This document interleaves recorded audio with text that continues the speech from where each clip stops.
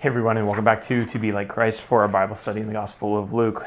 We are talking about Luke chapter 4. We're picking up in verse 42, and we're going to finally conclude chapter 4 in this video tonight, Lord willing. If you'd like a copy of the notes that we're using for this study, you can get them on Amazon. And there's a link down in the description below. Also, a digital copy is available on our website. So let's read verse 42 through 43 after we discuss where we are. So remember, Jesus went to Nazareth, his hometown. He was rejected.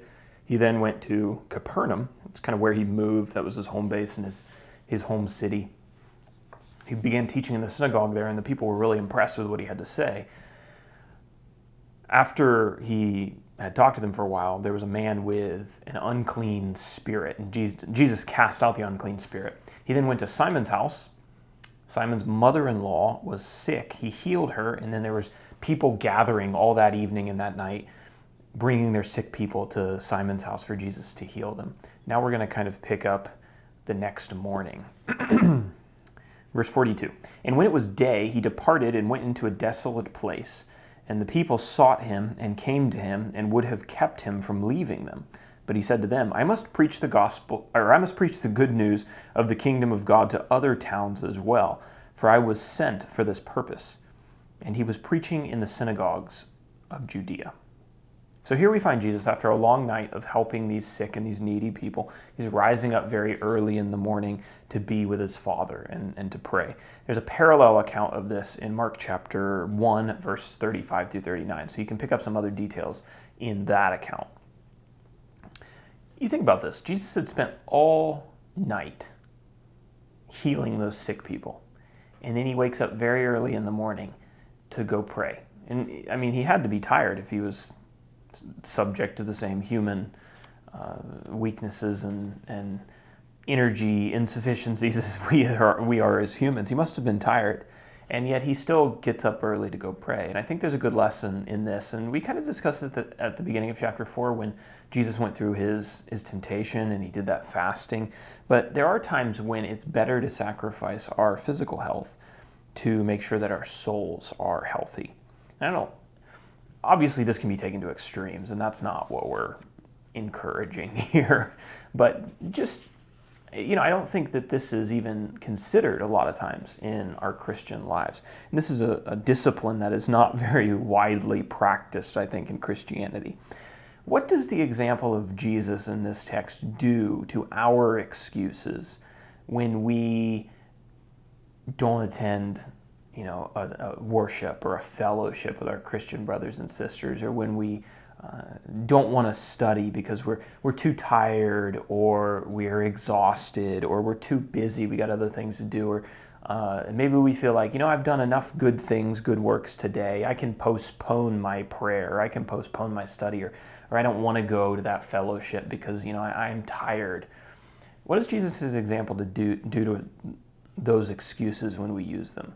Because Jesus doesn't use that excuse, even though he probably could have used all of them. I'm too tired, I've been too busy, I've done enough good work today. He could have said those things, but he didn't. He always, and throughout his ministry, we see that he prioritizes his time with God. So we should try to mimic that as much as possible. We may be tired, and we may be exhausted, but there's good work that needs to be done. And we need to be doing that good work while we have time and while we're alive, because that's what our lives are really for. There'll be time to catch up on your sleep later. Most of us aren't struggling too bad on our sleep. According to Mark, Mark chapter 1, when Jesus' disciples found him after he had been praying, they wanted him to return to this crowd of people that had gathered, because there's all these people and they want to see Jesus. Maybe there's more sick people to heal, and they wanted to hear something from him. Mark chapter 1, verse 37, the disciples come up to Jesus and they say, everyone is looking for you. And Luke tells us that the people, quote, came to him and would have kept him from leaving them in verse 42. So the apostles were probably thinking, what are you doing out here in this secluded spot? There's your adoring fans are back in the town looking for you. Why are you keeping them waiting? And of course, Jesus knew that. And Jesus here, I think, patterned something that would be very wise for us to practice as well. And I kind of had a thought here.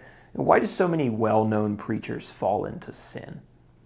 Or Christians with good reputations? Why in the news do we read about them, falling into sin or falling away from loving God and walking away in these sins that maybe we never would have expected them to be involved in?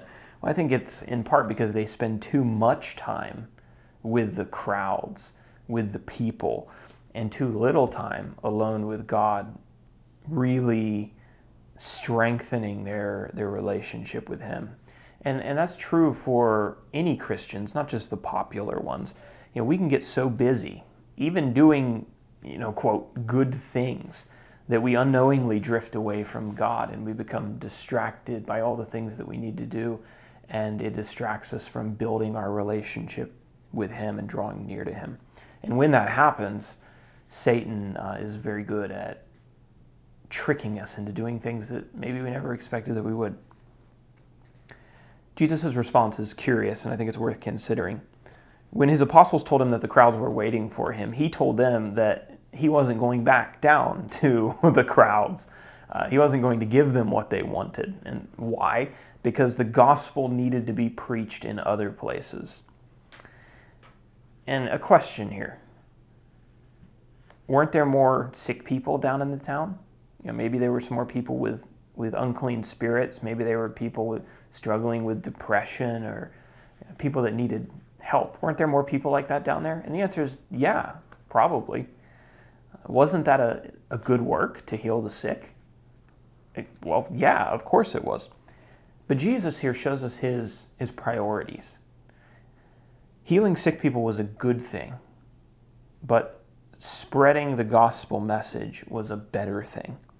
The message of salvation needed to be preached. And I think the reasons for that are somewhat obvious.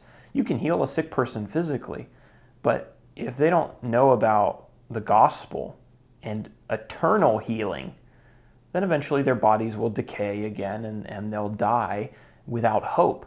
The only way to truly heal somebody, the only way to truly heal somebody in the long term is for them to know about the gospel, the good news, and that they can have salvation. So that's why that's Jesus' priority. I think there is a good application here for us about the difference between what is good and what is better. I think this is especially relevant to the modern church and to modern Christians. It's a good thing to have a hobby. We probably all have different hobbies. I enjoy, I've started to enjoy photography and videography of not just the videos that I make here, but just in general, places and flowers. I live on Guam, and there's tons and tons of flowers, and landscapes and the beauty of the creation. Right? That's a good hobby. Maybe you have hobbies, building model cars, or building bottle rockets, or fishing. I don't know, but those things are good things. Going to the lake with your friends, cooking out, having a game night. Those are good things. Going to the gym, lifting weights, researching health topics. Those are good things. Putting your kids in sports and teaching them how to succeed in that, and how to be good teammates, and how to keep their eye on the ball when they're up to bat. Those are good things. All of those things are good, and we there's nothing, and I don't mean to imply that there's anything inherently wrong about any of them. But maybe one of the church's greatest struggles is between what is good and what is better. How are we spending the balance of our time as Christians? Because I know with living in the United States especially, there's all kinds of distractions that would fall under the category of good things. They're good in a temporal sense, in a worldly sense. There's nothing vulgar about them or wrong. But what's their value in a spiritual sense? I always struggle with the balance between that. I have another YouTube channel, and it's just pretty much a secular channel that features where I live and some of that photography and stuff that I was talking about. I struggle with that because I feel like I could really get into that, but there's no like spiritual lasting value to that. You can take beautiful pictures and show the world off, and I suppose you could say, oh, that shows off God's creation, but unless you're using it for that purpose and expressly presenting it that way, once you're gone, what do your photos mean in eternity? And so how much time should we devote to that? Unfortunately, I think a lot of times Christians and the members that make up the churches in the United States spend tons and tons of time on these things that are good, not inherently sinful, but they're not the ultimate thing. They're not the best thing. And that is fulfilling the mission that God has given us to do, because that's what we're here for. Right? Not just to friddle away our days on our hobbies, but to do this better thing, to spread the gospel, to communicate this message that's going to heal people eternally. So think about your life and what you do, where your time goes, and ask, are these good things?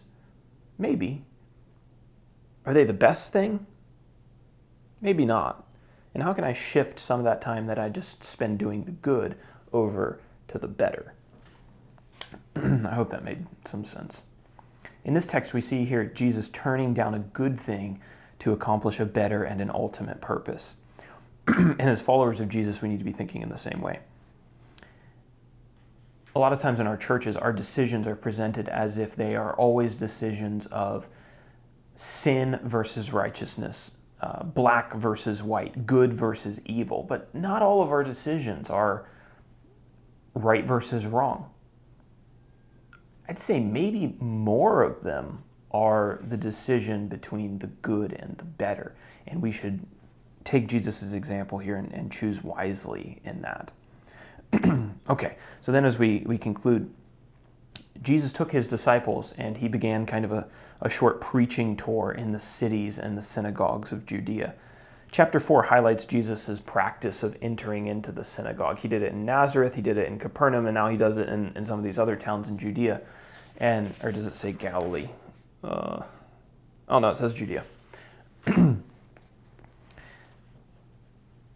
It shows that Jesus knew where he was going to find religiously minded people. And that's kind of who he targeted. And I think that, well, at least in part. And I think we should take that under advisement and learn from it, and think about, where can I find people who are religiously minded, that are interested? Maybe they're misguided, but they're interested. And they might even have an open mind, and try to find those people as we spread the gospel. And, those people are often good once they see the light of Christ and going and sharing it with other people, maybe other people that they were associated with in their, whatever their past religious interest was. So, and no doubt in that process, we will encounter our Nazareths and our Capernaums. There are going to be places where we are rejected and places where we are listened to a little bit more in a more friendly way. More people will listen in a more open way. And Capernaum was like that, it seems like, for a while, but based on some of the things that Jesus says later on in his ministry, it seemed like even Capernaum kind of rejected him. But Jesus did find some people, a few people, who had open hearts and ears to the Gospels. And, we preach to a large number of people, and if we only reach a few, then we've done what Jesus has asked us to do. You think about it, even Jesus at the end of his ministry, his following wasn't huge. I mean, he had huge followings during the time that he was walking around and performing miracles and feeding the 5,000 and things like that. But at at his death, those crowds had really shrunk down quite significantly. And I think that's important when we think about our own ministries, is that huge numbers doesn't necessarily mean success. If that was the case, Jesus wouldn't have been considered that big of a success in his own what he was teaching. It's like, whoops, God wasn't a success at what he was trying to do. No, it's just that not everyone's going to be open to it. So we just preach and find those honest people. So that's the end of chapter 4. Hope you're still tracking with us through the studies. Going to be quite a long study, but it's also giving me time to write my Acts notes. And so hopefully it's not going to be too long after the Luke study continues that the Acts study will pick up. Hopefully it's not like 9 months or whatever it is between John and this one. So I hope you stay tuned as we hopefully make it all the way through the New Testament. That would be pretty cool. Who knows what after that, but all right. I hope you guys have a good day.